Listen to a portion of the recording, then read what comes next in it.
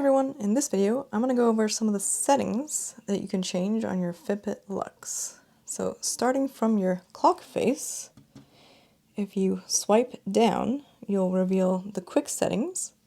So we have a do not disturb mode, which is currently off. If I tap it once it will say that it is on, and what this does is it will silence all incoming notifications, goal celebrations, and I believe also reminders to move, so you won't receive any notifications on your Luxe. When it's off it has this little slash through it and it says off, and again if it's on it now has this teal background showing that it is indeed on. So I'm going to turn that off for right now. And here we have something called sleep mode. So what this does is it actually turns off notifications just like do not disturb mode, but then it also prevents your screen from waking up and displaying like when you toss and turn at night, and it also puts your screen on dim so it's not so bright if you do want to look at it at night. So if you tap that once then it does get turned on. And if you scroll down here again, you'll see, barely, that do not disturb mode can't be turned on or off when sleep mode is on, because it already essentially turns it on for you. But if you turn off sleep mode, then you do have the option again of turning on or off do not disturb mode. And if do not disturb mode is on, you can turn sleep mode on, but it will affect the do not disturb setting. And let's see, if you turn that off and scroll back down, then it remembers what your last setting was, so that's helpful to know also. So after sleep mode we have screen wake. Now this is what happens when you do the little wrist flip, as they call it, to wake up your screen and see the clock face. So right now that's on auto, which means it will turn on, and it is on manual, which means you would have to double tap your screen and doing the wrist flick won't work. I think that could be a little bit confusing. So I think manual is referring to you have to actually manually touch your device to wake it up. Whereas if it's on auto, you can automatically, it will automatically turn on when you raise your wrist. So I think it would almost be better to have it say screen wake enabled or disabled. So I would think of screen wake auto as being screen wake enabled, and screen wake manual as being screen wake disabled, and you have to tap your tracker to wake it up.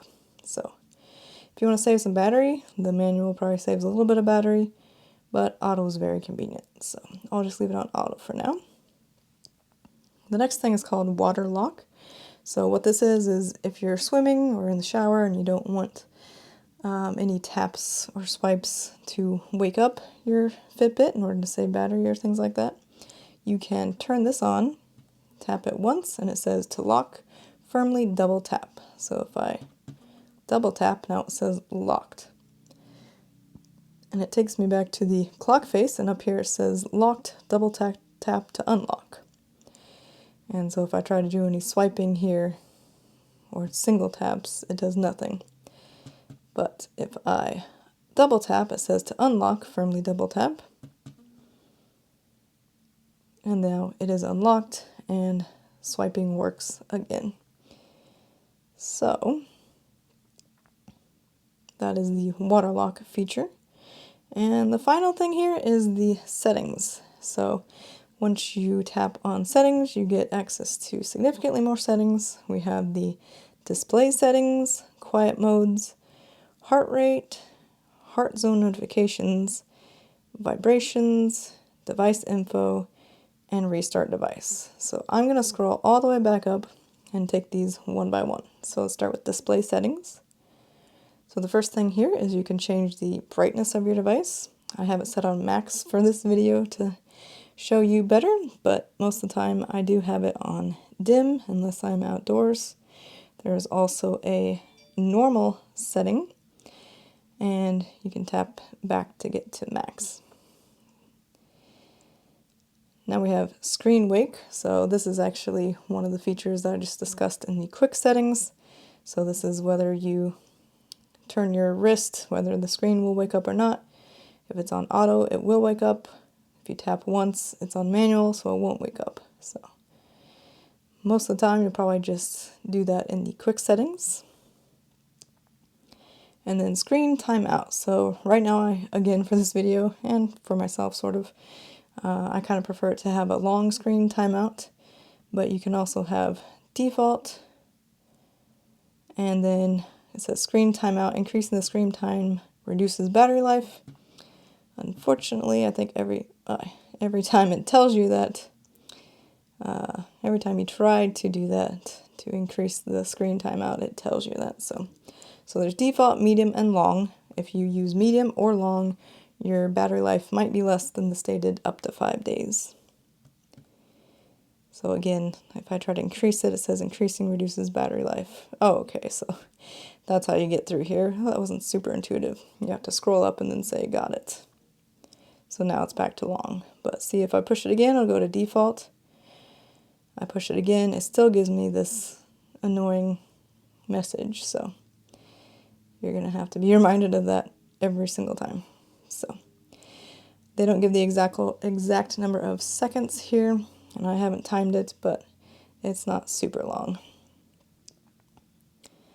Alright, so those are the display settings. If you want to get back, you just swipe to the right. So I'll scroll down to the next. We have quiet modes. So we have do not disturb, which again is one of the quick settings. So if it is blue and on the right, it is enabled, so you will not be disturbed by incoming notifications. If you tap once and it's gray on the left, then it is disabled. But again, you'll probably do that more often through the quick settings. And then sleep mode, this might be useful at least to look at once.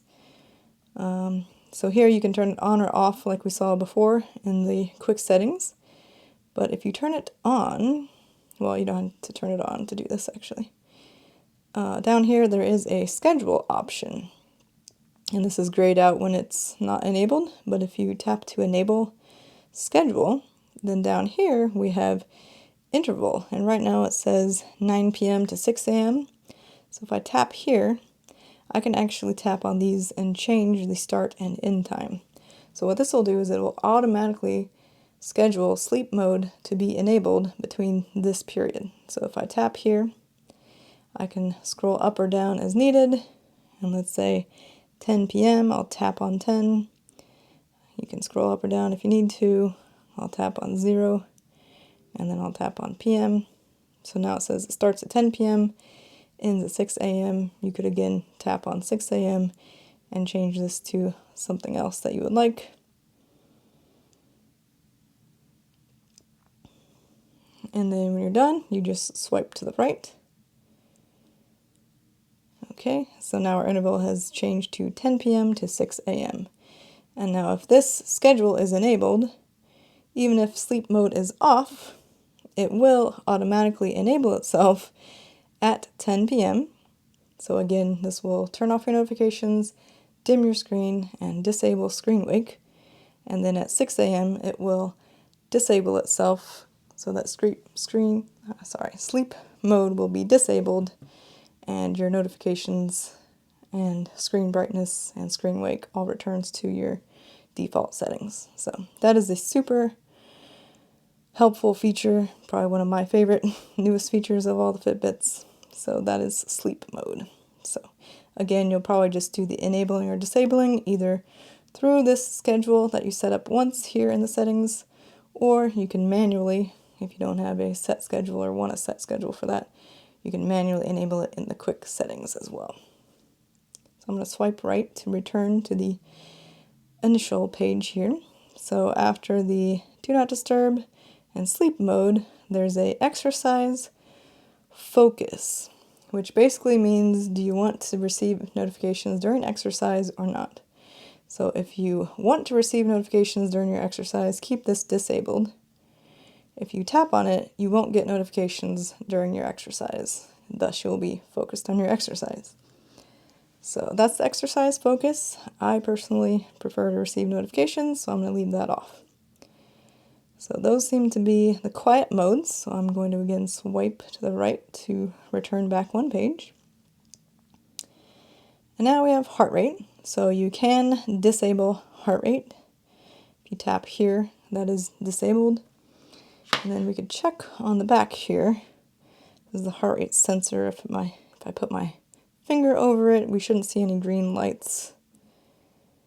Okay, no green lights. And then if I tap to enable, let's see, oh, you can already see the green light there, but I'll show it to you again just to show. So there's the heart rate sensor is enabled. We see a little bit of a green light. So if for some reason you need to conserve battery or you don't want to use heart rate at all times of the day, that is how you can disable or enable heart rate.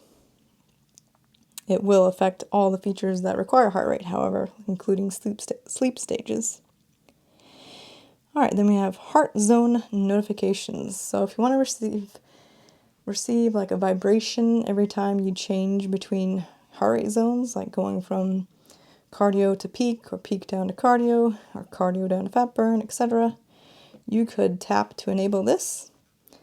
The little buzzes do, anytime your Fitbit buzzes, it does take more battery than if it doesn't buzz. So if you don't find this particularly useful, or like me, almost kind of annoying, you can actually just keep these disabled. But if you do like that, this is where you could enable those. And scrolling down, we do have a setting for vibration strength. So by default, it is normal. And then there's a strong. I think there is a little bit of a difference, but I think for me, normal is good enough. So you can change that there. There's device info, which if you tap on that, we get system info, regulatory info, and then hidden behind here is clear user data. So I'll kind of go from the bottom up on this one. So if you somehow have super problems with your Fitbit and you needed to factory reset, you could do that here. It says this clears your data and disconnects the device from your phone. Any unsynced data will be lost.